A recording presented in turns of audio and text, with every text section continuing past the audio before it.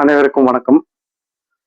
மக்கள் அதிகாரம் அமைப்பின் சார்பாக வருகின்ற 5ஆம் தேதி மரண படுகொலியில் இந்திய பொருளாதாரம், வீதியில் இறங்கி வீட்டையும் நாட்டையும் பாதுகாத்திடு என்கின்ற தலைப்பில் தமிழகம் முழுவதும் கருத்தரங்க கூட்டங்கள், தெருமுனை பிரச்சாரங்கள் நடத்தி வருகிறோம். அந்த அடிப்படையில ஆவடியில முத்தமிழ் மன்றத்துல மாலை 5 மணிக்கு கருத்தரங்கம் நடத்துறோம். வாணியம்பாடியில அதே தேதியில 5 மணிக்கு திருமுனை கூட்டம் நடத்துறோம்.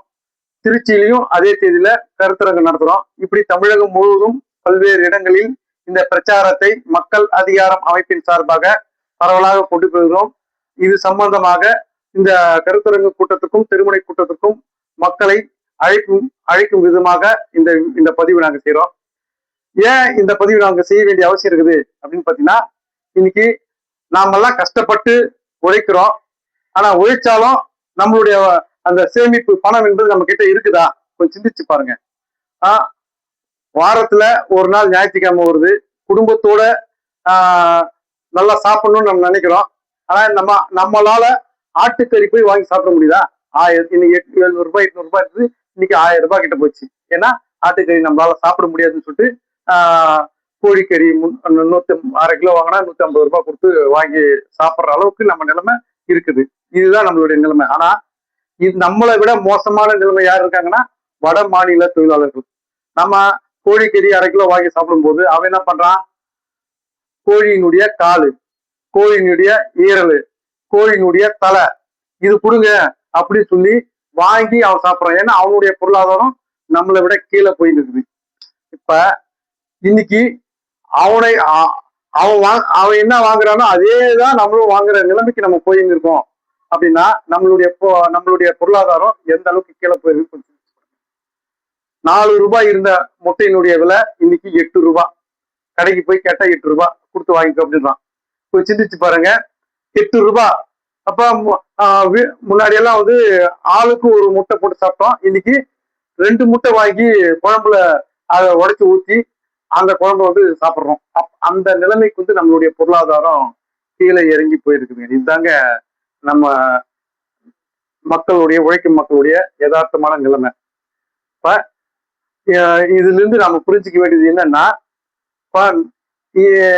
இந்த அடிப்படையில நம்மளுடைய பொருளாதாரம் இப்படி திவால் ஆகுது, கீழே போயிருக்குது அப்படின்னா நம்ம வீட்டுல மட்டும் கிடையாது, நம்ம ஊர்லயும் அப்படிதான் இருக்குது. நம்ம ஊர்ல மட்டும் கிடையாது, நம்ம தமிழ்நாட்டிலயும் அப்படிதான் இருக்குது. நம்ம தமிழ்நாட்டு மட்டும் கிடையாது, இந்தியா முழுக்க அப்படிதான் இருக்குது. அப்ப நாடே திவால் ஆகுது அப்படின்றதான் இதுக்கான அர்த்தம். அப்ப நம்ம நல்லா இருக்கிறோம் அப்படின்னா நாம போய் ஒருத்தர் கிட்ட போய் கடன் கேட்டா என்ன சொல்லுவான்?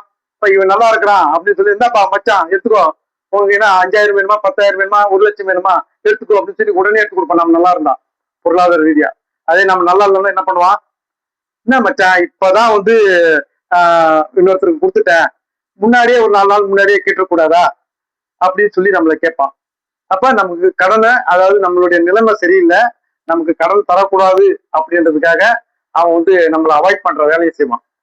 இதுதான் நாட்டினுடைய நிலைமையும் இப்படிதான் இருக்குது. இப்ப நம்ம ரூபாயினுடைய மதிப்பு எடுத்துன்னு போயிட்டு வெளிநாட்டுல போய், தப்பா நான் என்னுடைய நாணயத்தை தரேன், உன்னுடைய டாலரை கொடு அப்படின்னு கேட்டா அமெரிக்காக்காரன் என்ன சொல்றான்? முன்னாடி நீ 50 ரூபாய் கொடுத்தா நான் ஒரு டாலர் கொடுப்பேன் அப்படின்னு சொன்னா, இன்னைக்கு 50 ரூபாய்லாம் பத்தாது, 70 ரூபாய் கொடு.